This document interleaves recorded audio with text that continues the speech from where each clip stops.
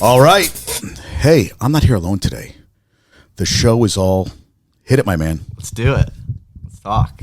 How's it going? Good to see you. How you doing? How you doing? I'm doing good. I'm doing very good. Happy it's almost Father's Day, off Monday for Juneteenth. So it's You don't have any kids though, right? There's no kids yet. No. Yes. No. Okay. Not that I know of. Yeah, we're trying to joke here. Yeah. Saturday, it turned 54. You didn't know that, did you? I did not know that. That's all right. That's all right. And we. I would have said 45, not 54. Oh, I'll tell you, Jared's so nice today. Who? Jared. Yeah, I just blanked. Yeah, I called your brother. We were just talking about him. We were just talking about your brother. So, all right. The show is yours, man. You're here. You're all excited. You talk about what you want. You get to it, my man. Yeah, so we were just going to start with the new head coach of the New York Rangers. A nice lateral, if not just equal movement than it was before. And what do you now? What was your first reaction? First thing you thought when you heard he was made Okay, coach? so the whole backstory was yes, I need everything. There was the rumors that Bettman was speaking to Joel Quenneville, who was the coach of the Blackhawks with the Kyle Beach incident, and I did not think that was going to be a good decision. I think it would have just been way too bad publicity and kind of not. But he would have been a really good coach. Honestly, I didn't really know his career before the Blackhawks. Right. He's the coach. Cups. I'm sure those guys will say he was the best. Right. I think Florida was doing decent when he was there before they had to cut ties with him because the whole scandal stuff came out. So he went from Chicago to Florida, and then he got let go. And Kyle Beach got assaulted by a guy who worked right. That's what happened. It was like a video. A video something. Yeah, video coach just taking advantage of a young guy. Taking advantage of a young guy. Yeah. Okay. So I was like, that would be terrible. And maybe in the back of my mind, it's like maybe he'd be a good coach, but I just didn't think I couldn't really get on board with that. All right. So then the rumors were swirling that it was rumors are swirling. It could have. There were like five guys. I think they were waiting to see if Mike Sullivan, who was the coach of the Penguins, was going to get let go. He was on the Rangers coaching staff with Tortorella, I believe. Okay. He obviously has the 2 cups. And then I think they were waiting to see with all the Leafs if the new GM, right? Yeah, traveling. If they were going to let Sheldon Keefe go. Okay. And I think the Rangers were going to see if they could get Sheldon Keefe. But wasn't there an assistant too that they were looking at? Yeah, so I think that guy became the coach of the Predators. The assistant for the Leafs. Yeah, I can't remember his name. Right. I apologize. No. But they definitely, I was seeing on Twitter that he was in the conversation. And then I saw the Laviolette stuff. And I was like, similar to Gallant, where he's a bit older.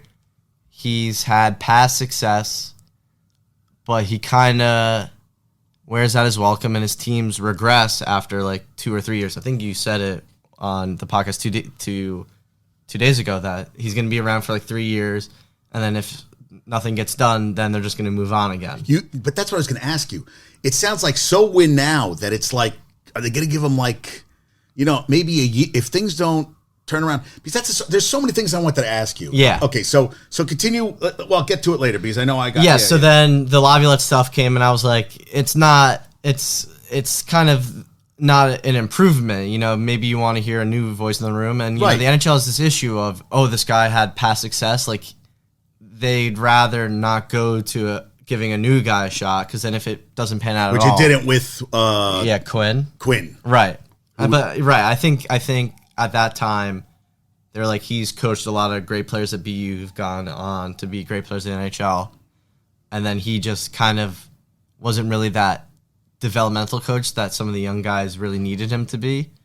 And the team was in an interesting position where they got Panarin. Shesterkin emerges as being really good. They kind of lucked into a lot of these good players with mainly Adam Fox. Right. And then having Kakko and then Lafreniere. That it was a weird transition from, okay, we've got the guys now, but we got these young guys, but we're in win now mode. Right. So we're not going to let them develop. And, Lafreniere with Quinn was spending a lot of time on the fourth line. Anyway, so Laviolette stuff coming out, and I get it. They're in a position to be a good team. They had playoff success 2 years ago.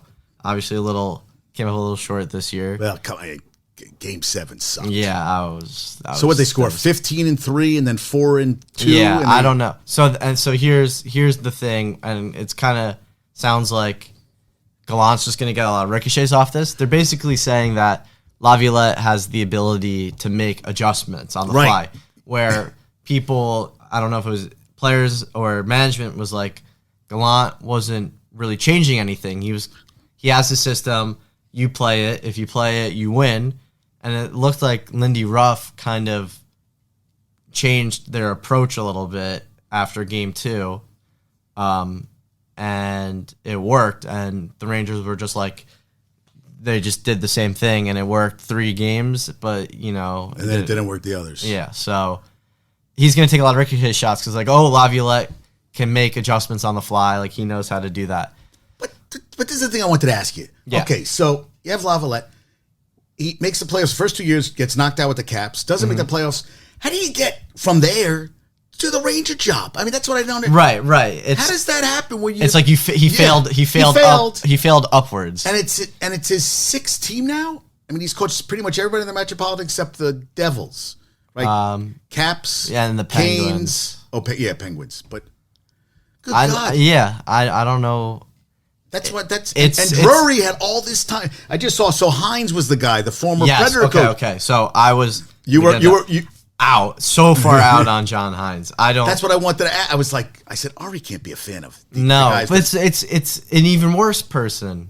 Right. They're not like obviously they're good coaches to be able to get to this level, but why are we letting guys who failed upwards? Right.